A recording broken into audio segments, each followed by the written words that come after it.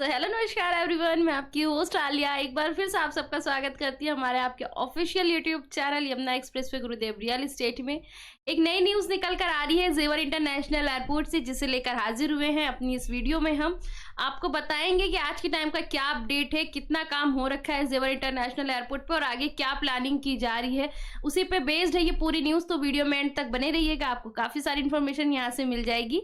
तो video start करते हैं। जेवर एयरपोर्ट से बड़ी खबर आ रही है, अब तक पूरा हुआ 75% का काम। 25 अप्रैल से शुरू होगी डिस्टेंस फ्लाइट। आगे देखते हैं न्यूज में क्या आ रहा है। जेवर में बन रहे नोएडा इंटरनेशनल एयरपोर्ट से जुड़ी खबर है। हवाई अड्डे का निर्माण लगभग 75% पूरा हो गया है।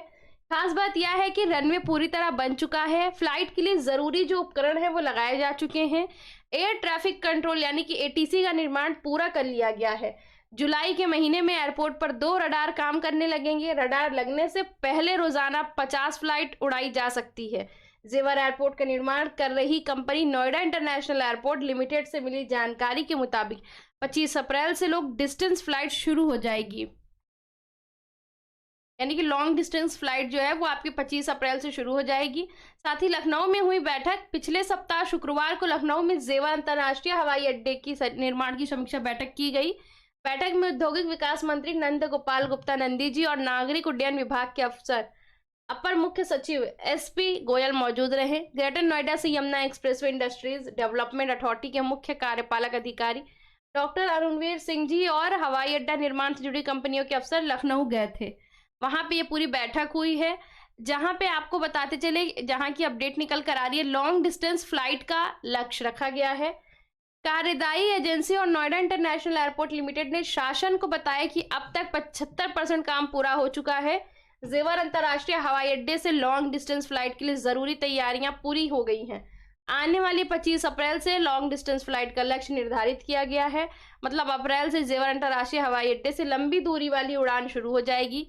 इसके लिए रनवे पूरी तरह तैयार है। एयर ट्रैफिक कंट्रोल रूम भी तैयार हो गया है। फिलहाल जेवर एयरपोर्ट से रोजाना 50 फ्लाइट बिना किसी परेशानी के उड़ाई जा सकती है। इसके साथ ही अब तक 7,371 करोड़ रुपए यहाँ पे खर्च हुए हैं। नोएडा इंटरनेशनल एयरपोर्ट लिमिटेड ने शासन को बताया कि जेवर हवाई अड्डे के पहले फेज को पूरा करने के लिए 10,000 करोड़ रुपए का बजट निर्धारित किया गया है, जिसमें से 7,371 करोड़ रुपए अब तक खर्च किए जा चुके हैं। टर्मिनल बिल्डिंग का निर्माण पूरा हो चुका है। फिनिशिंग का काम चल रहा है। जुलाई महीने में 2 रडार जेवर हवाई अड्डे पर स्थापित कर दिए जाएंगे। अब बिना रडार के 50 फ्लाइट रोजाना उड़ाई जा सकती है। आगामी 25 अप्रैल से डिस्टेंस फ्लाइट शुरू करने का फैसला लिया गया है। ये इसकी पूरी प्लानिंग है। साथ ही दूसरे चरण के काम में भी अब तेजी लाई गई है। और आपको बताते चले कि दूसरी तरफ गौतम बुद्ध नगर जिला प्रशासन और Yamuna expressway industrial development authority ने सरकार को बताया कि हवाई अड्डे के दूसरे चरण पर काम तेजी से चल रहा है।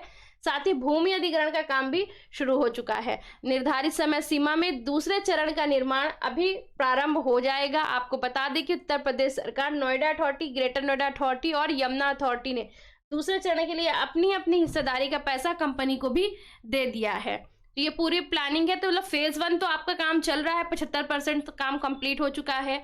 और आपको एक डेट भी दी गई है जब से यहाँ पे फ्लाइट स्टार्ट होगी। 25 अप्रैल की डेट दी गई डिस्टेंस फ्लाइट के लिए। बट ये तो फेज 1 है। सेकेंड फेज पे भी अब काम शुरू कर दिया गया है। जो जो सरकार के अंदर पैसे आ रहे थे, जिनके पास, जो अथॉरिटीज के अंडर के जो अमाउंट थे, जो गवर्नमेंट यानी कि यूपी गवर्नमेंट का जो था अमाउंट, उनके हिस्से का सबने कंपनी को दे दिया है। और सेकेंड फेज पे भी आप मान के लिए जैसे ही फेज 1 का काम लगभग आपको पूरा स्टार्ट हो जाएगा, कंप्लीट हो जाएगा, तो आपको सेकंड फेज पे बहुत तेजी से रफ्तार पकड़ते हुए देखने को मिल जाएगा। तो ये पूरी अपडेट निकल कर आ रही थी जेवर इंटरनेशनल एयरपोर्ट से, जो कि हमने आपको अपने चैनल के माध्यम से सुनाई और बताई है। अब आपकी अगर कोई भी प्लानिंग है किसी भी लोकेशन पे यमुना एक्सप्रेसवे पे जेवर इंटरनेशनल के एयरपोर्ट के नियर में, आप अथॉरिटी के रिलेटेड किसी भी सेक्टर में कुछ भी परचेजिंग का प्लान कर रहे हैं, कोई भी ऑप्शन देख रहे हैं, चाहे वो आपका यमुना हो, चाहे वो आपका ग्रेटर नोएडा है, इन दोनों शहरों में आप कहीं पे भी जो प्राधिकरण के अंदर में चीजें आती हैं, उनमें अगर आप प्लानिंग कर रहे हैं परचेज करने का, तो गुरुदेव रियल एस्टेट वहां पे आपको हर जगह पे आपकी सहायता के लिए खड़ी है। आपको हर एक तरह से वहां पे सोल्यूशन दिया जाएगा। जो आपके लिए बेहतर होगा वो आपको सजेस्ट किया जाएगा।